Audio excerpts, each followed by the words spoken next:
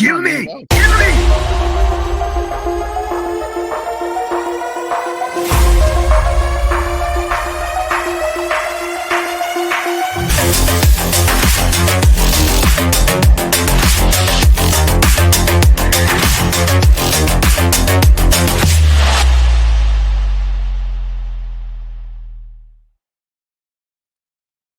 And welcome back, everybody. We are back going through wormholes into alternate dimensions that are not Star Trek and looking at other science fiction series. We've done Benji, we've done Sliders, and now it's time to go on to the grid to take a look at the criminally underrated and tragically underknown Tron Uprising, a show that was quite frankly too good to be on Disney XD. And I say that as somebody who was a fan of Gravity Falls. This show was just too good. It was too good to be where it was. Tron Uprising, which aired between 2012 and 2013, was a prequel to Tron Legacy, featuring a young program working in a remote city on the grid. Whenever their city is occupied by Clue's army, and one of his friends is cubed in front of him, de-resed, he decides that he is going to rebel. And he rebels pretty good. And then right whenever it looks like he is caught and he's going to be deaded, turns out that he meets the one and only Tron, voiced once again by the incomparable Bruce Bochleitner, returning to his legacy role. And that is what Tron Uprising is all about. It's about Beck taking on the identity of Tron, with Tron as a mentor, trying to save his city from the forces of Clue. So before we continue, we just have to pay the proper respects to our wonderful Patreon, who is actually in the chat, our new and improved copyright free Patreon level. That is the transgressor level, the top tier, if you will. We honor you, HollyMac79, and we want to wish a special shout out to our designer of this wonderful new look for these. That would be Catherine Graffia. Catherine G, thank you. You are amazing. And Holly Mac 79, you are the best. We thank you so much. Your shirt and your sticker on the way. You're the best. Wait, we said no copyright. Never mind. Oh, yeah, we can't do that. So I hung on every episode of the show whenever it came out, despite the fact that Disney couldn't seem to keep it in the same damn time slot week to week. I would hunt it down and I would watch it because I was a fan of this series, and I am still very angry that Disney did not renew this fantastic animated series. Joe, I would like to know what your thoughts are, because we watched the first 3 episodes. We watched Beck's Beginning and The Renegade Part 1 and Part 2.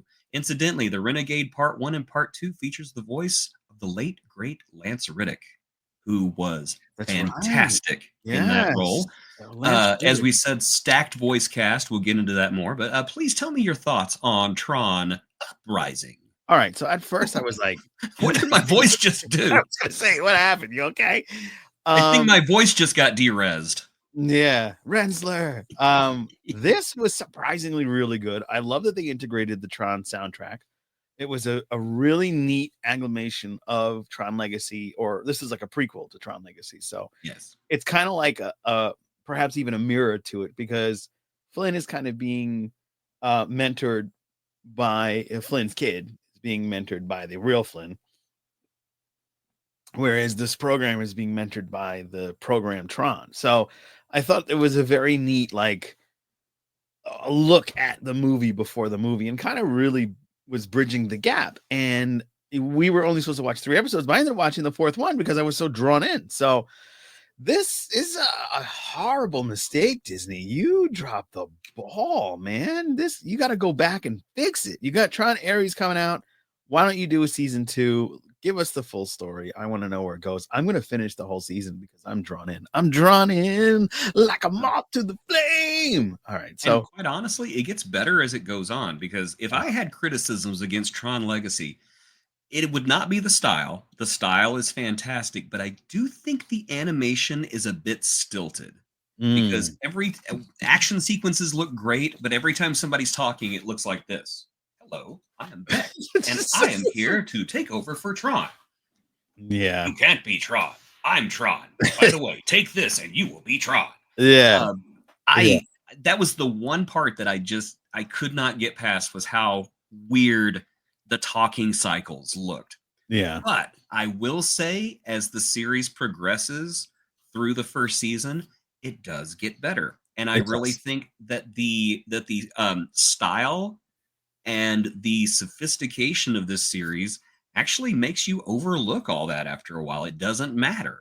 It really doesn't matter what it looks like at one point, because it just looks fantastic. Because the style of this series reminds me a lot of another very little remembered animated series from the 90s or early 2000s called Aeon Flux. In the year 2000. All right, let me start doing that because it's getting. I swear I will disconnect this right now. Go ahead. But Aeon Flux had this very distinct style whenever it came to heads and body, the way the bodies looked, because it was, nobody has realistic proportions in the show. No one. It's like every man is a tank, every woman is an hourglass, everybody has these really strong, like Bruce Campbell chins. You got these wonderful oh yes, she remembers Aeon Flux, and nice nod to the Karate Kid. Well done. Yes, you are the best.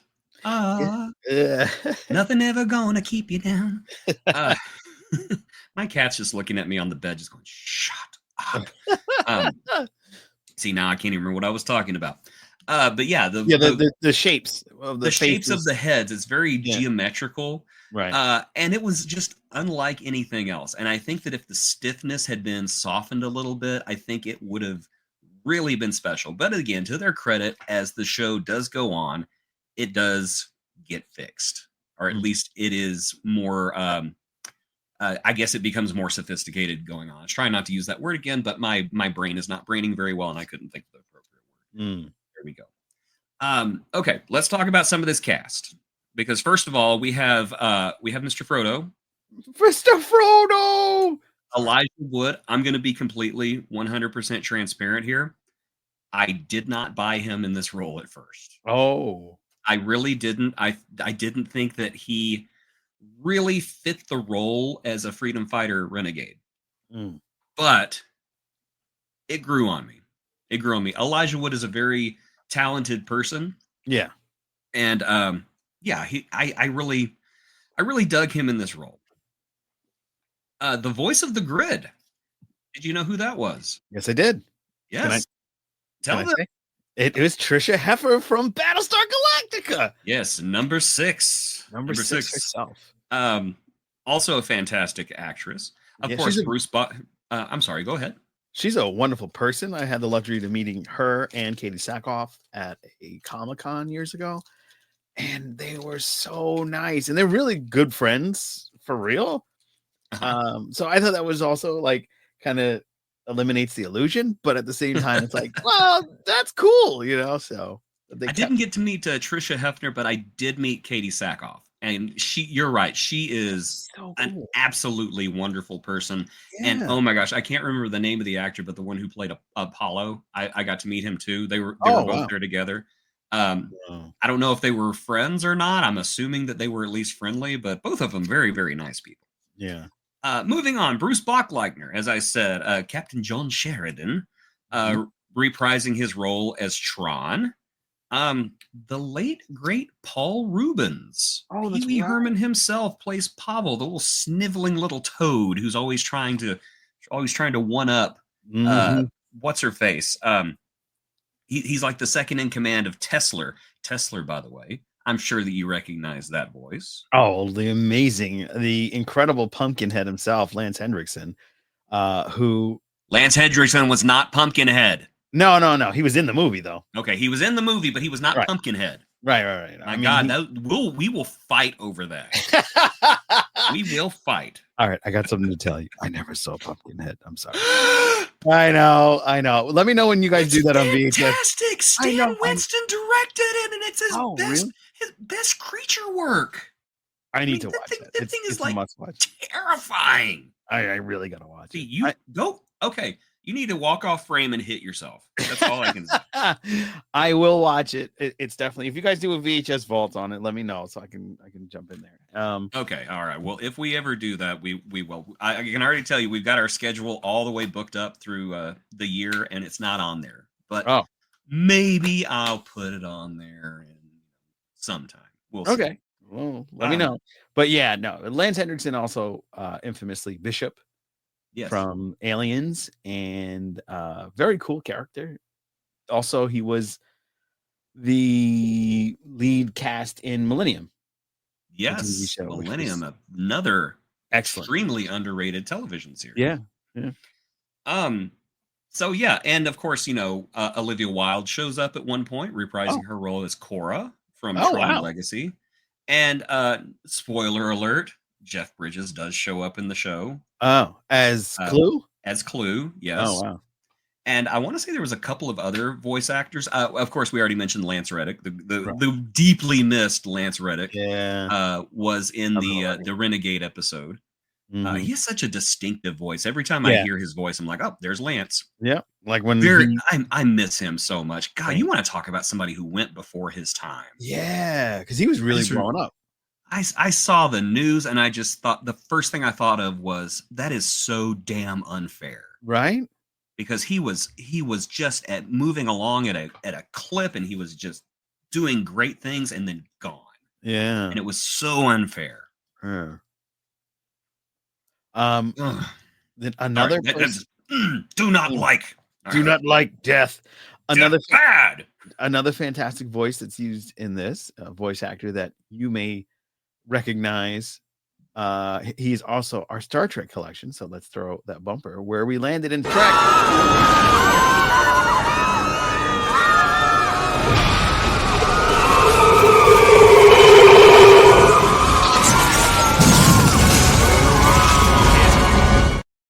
That's loud.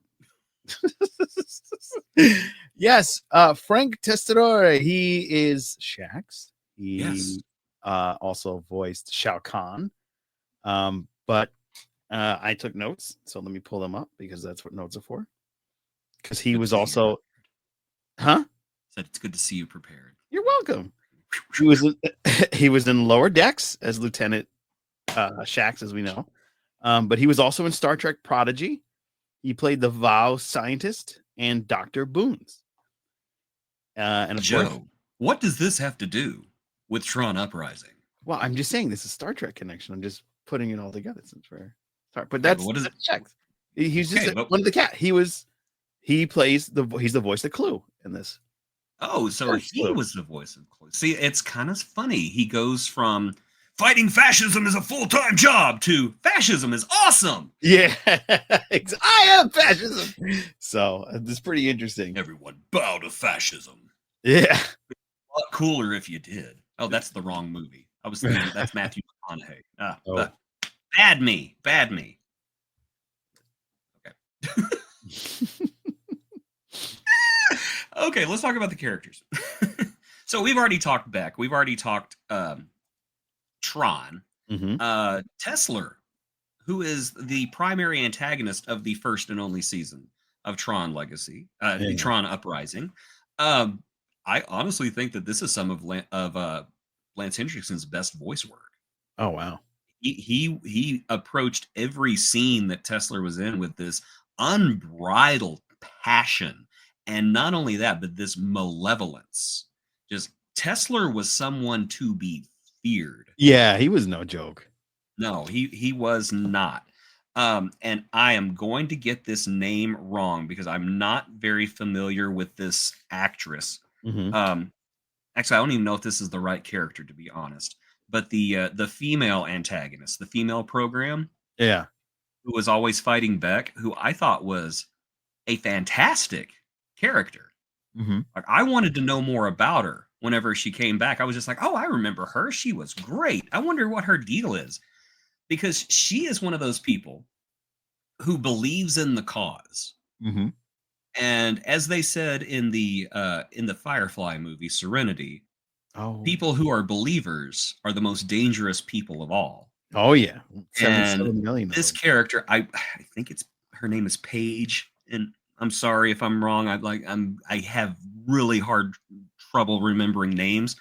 But I don't know. Not only was she a fascinating character, um, I like the fact that you could have switched her gender and it would have made no difference. Yeah, yeah, it didn't Maybe a really little matter. bit of the chemistry between, Beck and this character would have been a little bit, Yeah, but yeah, I really liked that she was a character who was not defined by her sex. right. She was just a program, and she was going to do her job. I'm gonna That's try to say her name so you can laugh. uh, Emmanuel Chikwi. Shakui, yeah, Shirakui, Chikwi. Shakui. I was close. I Oh, was you were close. good. Yeah. But anyway, I loved this character, and it's mostly because of her. She almost had this, like, whenever she fought Beck, it was almost playful. Like, Yeah, she didn't take him seriously. right. Like And there was one part that bugged me out because they were in the tunnel and the thing was gonna blow up, and then she's like, "Okay, fine," and then she's like, "You know what? Never mind." And it's like trying to beat him up. I'm like, "Whoa, hold on, you're gonna blow up! Like, let's get out of the tunnel first." because she is a believer. Yeah, When you're a believer, your own self your preservation is secondary. preservation, thank you. Yeah, It does not matter, yeah, because you wild, are a believer. wild. And Paige was a believer. You might call this character a real page turner. Yes, yes, indeed. Oh my god. So honestly, Paige was probably my favorite character. Yeah, I agree. And as I said, I don't know what it was. It was just the fact that she was such a strong character, or the fact that she just kind of saw it as a job. I'm not sure. I could be wrong, but I think that they kind of play with the idea of turning her this season. I can't remember how far it goes. I'm gonna have to watch the rest of this season, Yeah, because I watching am. these 3 episodes, I just remembered how much I enjoyed this show. Yeah, it's a Um, very good show. What a ball drop to not. Absolutely. Yeah. Our friend Let's Damon says see. hello. Hello. Oh, thank you. Somebody said that to me right before I went to the bathroom one time. Have a great stream. Thank you. Another great character. The character of Abel, who Oh is the yeah. owner of the garage, played by the fantastic Reginald Vell Johnson. Yo, Um, I couldn't believe it was Reg. I was like, yeah, oh wow. yeah. I hadn't seen him in a lot of stuff. I thought he was like completely out of acting. Oh no, you will never keep Reginald Vell Johnson down. Apparently No, not. no, no. I enjoyed this because we get to see a side of Reginald we really haven't seen, and that is him playing a serious dramatic role. Yeah. Uh, and it's playing on his strength, because Abel was kind of a fatherly figure Mhm. to these other programs, but at the same time, it's the officer from Family Matters being And dramatic, and I love it. Die Hard. Yeah. Yes, we cannot forget about Die Hard. Yeah. I think he was the same character in both, wasn't he? If he Yeah, wasn't, he's supposed to be. like I went in this rabbit hole of like the Big Lebowski and Billy Madison, I think it was like the Steve Buscemi character was the same, and that's why he was also in Con Air as a serial killer, but they caught him and then he got out and became the character in Big Lebowski. So there's like this connection. I have a feeling they're going to do that with Reginald Val Johnson. I think he's going to end up being a serial killer in another show, and it's going to be the same thing. He was a cop that went bad, and then he was an animated thing, and it blew his mind. He got stuck in the grid. Interesting word choice. Anyway, there's only one person who can bring this man down. Can I do that? Yeah. Yes, the man who ruined his TV show. Yeah. Oh, that's the fan theory. Yes, that's right. Yeah, but that's myself and Jaleel White. We have a very complicated relationship. Jaleel White told me to go F myself one time. Yes. Jason Rugaston, go F yourself, and he hiked his. He didn't say my name. He didn't know my name. It would have been better if he did. It would have been better. Yeah. It would have been so much better. But I just remember looking at, I think it was my little sister. I was like, did Urkel just tell me to go F myself? That's one of my favorite stories of yours, actually. Yeah. No, we're good though. We're good. We met some 20 years later, and we're cool now. Myself and Julia, we're cool. Of course, he's probably watching this at home, going, "Who is this guy?" Isn't that the guy that does the funny TikToks? That's what he usually is. That the guy I told to go F himself? That's awesome. Yeah, I told him. And he's telling all of his friends, yeah, I told the dramatic readings guy to go F himself.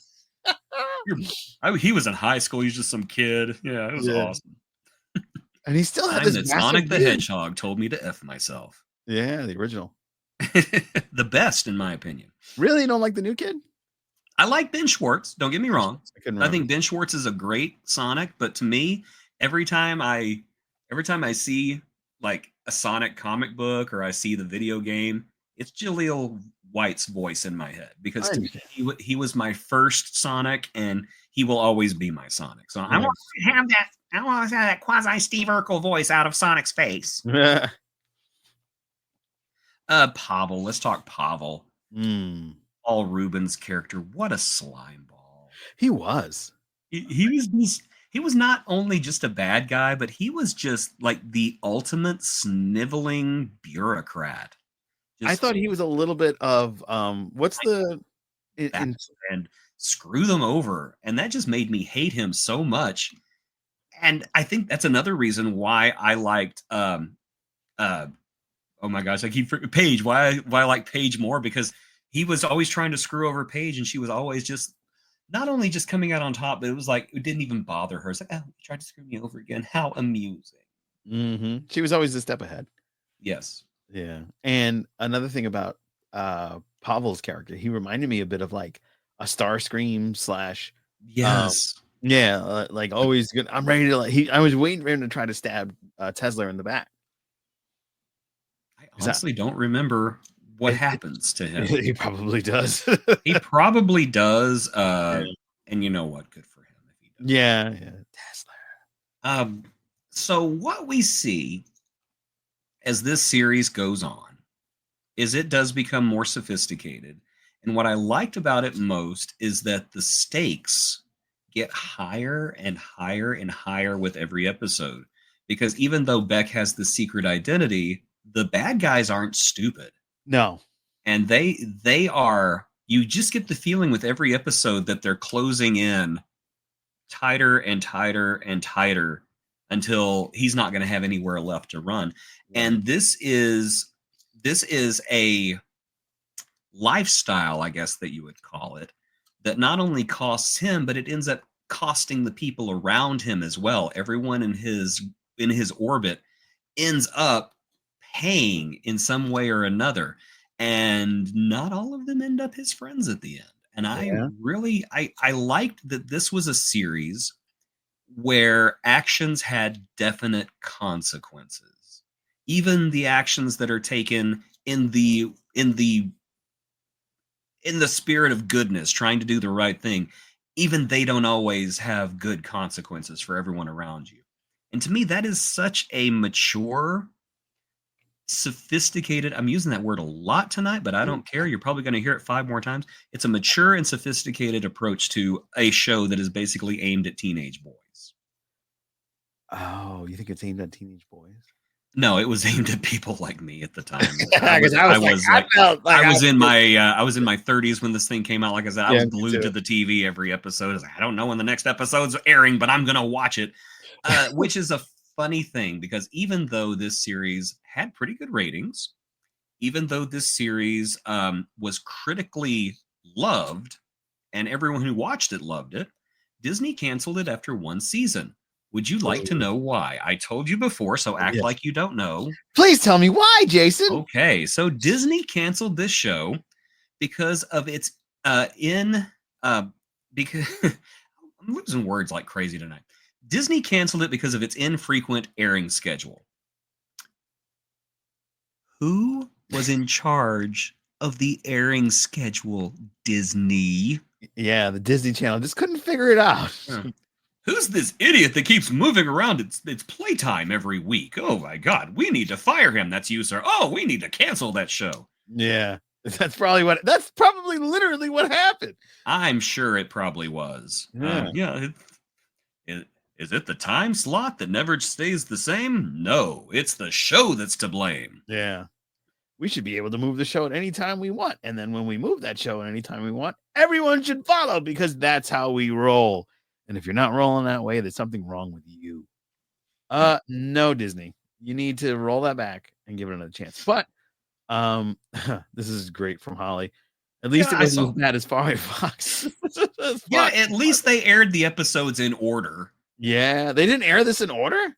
No, they did. No, I'm saying Fox didn't air Firefly in order. Oh, wow. I didn't know that. They aired all of that stuff out of order. And really? Oh, yeah. The very first episode of Firefly was not the first episode. And I don't think that they played the first episode until 3 or 4 weeks into the run. So you actually see them meeting for the first time in like the third week that the show was on. And Fox is just sitting there going, "Yeah, good network." They stick to news. Air The Simpsons for 20 more years. Yay! Yeah. I'm not gonna down The Simpsons though. I think they're having a very wonderful renaissance. Oh, right, nice. Now. So yeah. I'm very happy for my Simpsons. Let's see what else can we talk about here, because I don't want to spoil the show for you, because you are on your way to a wonderful journey. I am back to the grid and back to Argon City. Apparently Holly is too, our number one patron. She says caught a couple of episodes and needs to go back and rewatch. Holly, if you're wondering why I'm squinting, I've seemed to have misplaced my glasses. So I have them here and I'm not giving them back. So I have to look at me. I'm Joe. I need glasses to see, read, and write. I'm a podcaster. That's more or less what I sound like. These are you don't sound like that. You don't sound that good. Anyway, oh, thanks, buddy. I guess I'm the face, right? Is that what it is? Not really, no. Anyway, moving on, please. So yeah, that's pretty much Tron Uprising in a nutshell for you. Mm-hmm. All I can say is it's been probably 13 years since the last time that I saw this series. Oh. And I honestly think that right now, rewatching it, I think I appreciate it more than I did when it first aired. Because when it first aired, I was just kind of like, ew, this animation. And now I'm just like, hey, this animation is actually really cool. Really cool. And they have some really inventive action sequences as well. Yeah. They really do. Like when they were fighting on the light, like I didn't expect any fighting on a light cycle, because Tron kind of uses the light cycle for fighting. You get your light ahead and boop, So seeing them duke it out on the light cycle was very interesting. And then trying to get out of the tunnel that was under the drill bit was very cool too. So I thought that this really set the world, like really was building the world up that they set up in Tron Legacy. So I am disappointed that they didn't finish the full run, because I really want to know where everything was going to be taken. I would even be okay if they printed a book that just basically wraps everything up and says, here's how Beck dies, because you know he was going to end up dying. Yeah, it was, Yes. There's no way Beck was going to survive this series. No way. That's rough. Ultimate sacrifice. Oh, you think Clue would probably take him out? Like it would get all the way to Clue? I would think Clue would probably take him out. Either that, or he would be like exiled to somewhere where he'd have to fight his way back. And who knows, maybe after he makes his way back, it takes place after Tron Legacy. Oh. And so Clue's gone, Flynn is gone, and now a new threat is rising. And or they're all leaving. Yeah. Yeah. Because isn't that's Ares? Like everybody's coming out of Tron in the real world with Jared Leto. That's totally what we want to see.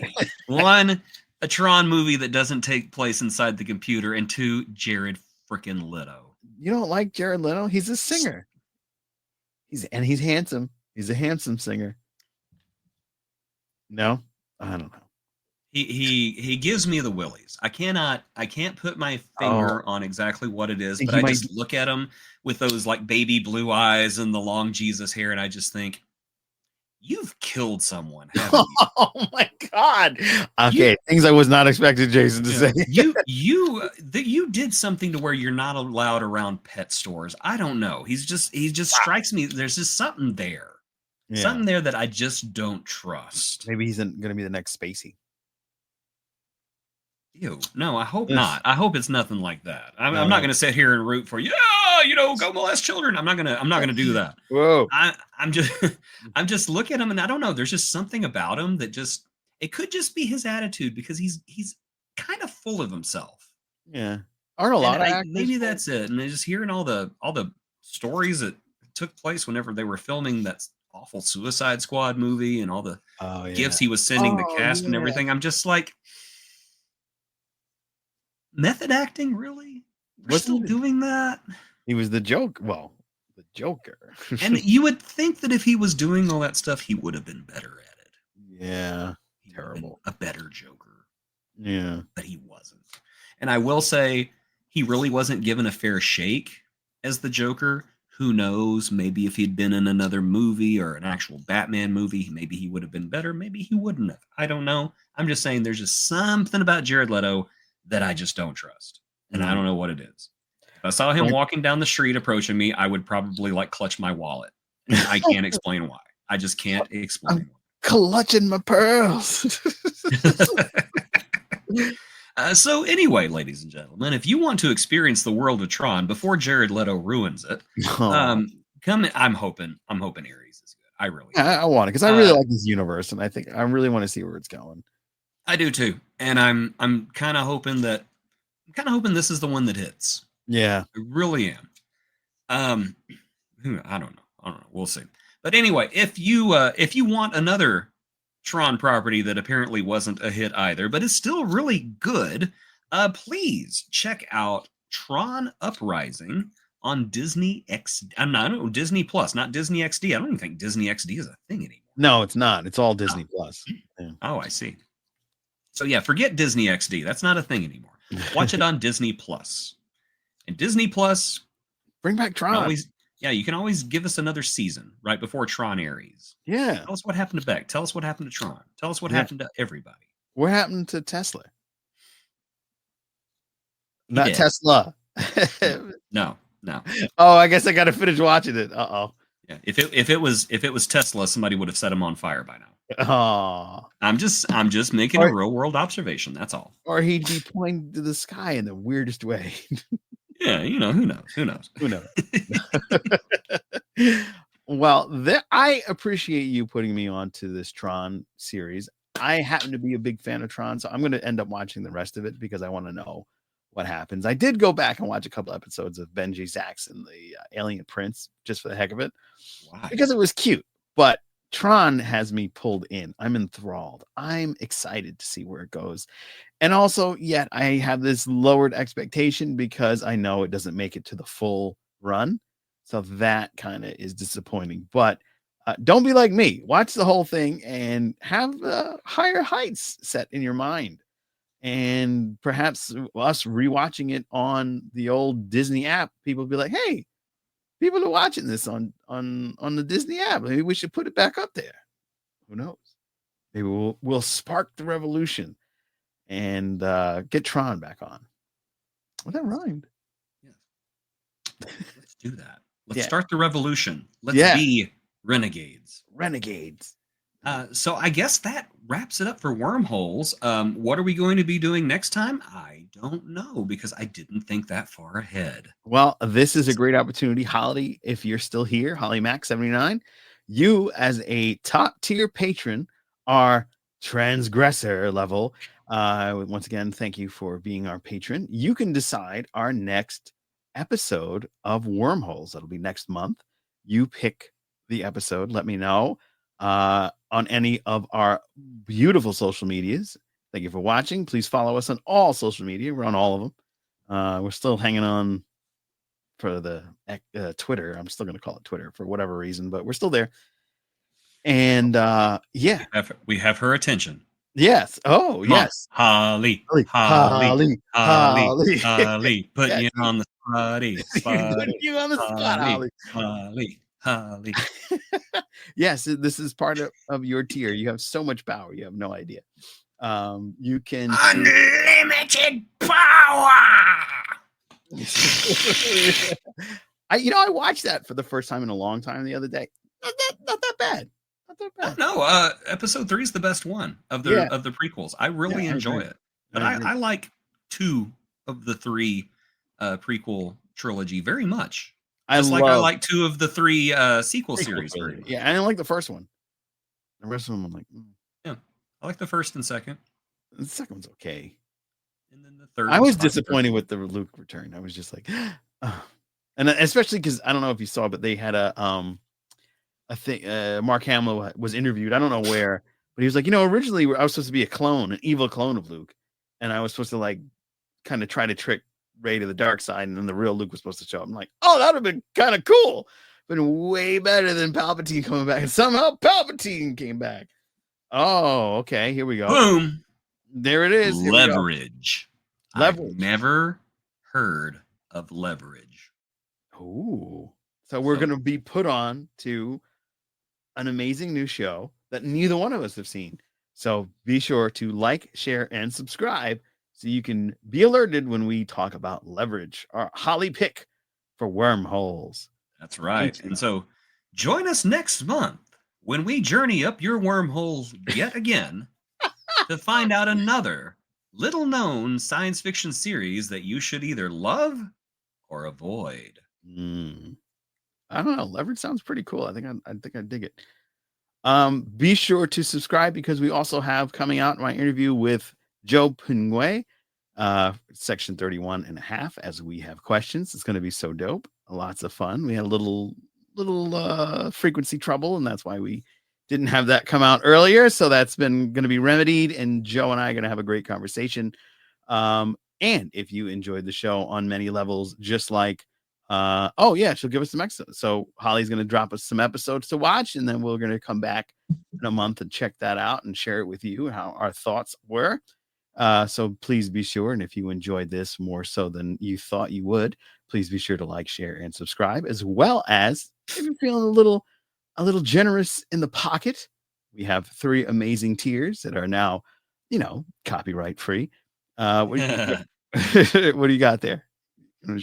Former insurance investigator Nate Ford and his band of cohorts act as a modern-day Robin Hood, pulling elaborate scams targeted against the greedy and corrupt. Nate was inspired to begin his con business when his former employer refused to pay for treatment that could have saved his son's life. Wow. Doesn't really sound sci-fi-y, but you know what? For Holly, we'll do it for you. That's right, Holly. You have the unlimited power. You have the power. Yes. So thank you so much. And if you want to be like Holly and join our Captain's Quadrant, you want to hang out with us in the quadrant itself, you have options. And some of these options come with so many amazing Patreon options, including some merch, a chance to have your episode of Star Trek on the Wheel of Agony. Holly's episode is on the wheel, so be ready for the next Agony booth. We'll be talking about, I think actually it's an Ecstasy booth. We're talking about a Picard episode. So that's going to be fun. And if you wanted to be a conspirator, our first tier, you get some amazing perks, as well as the Paragon tier 2. It's a wonderful feature of ourselves.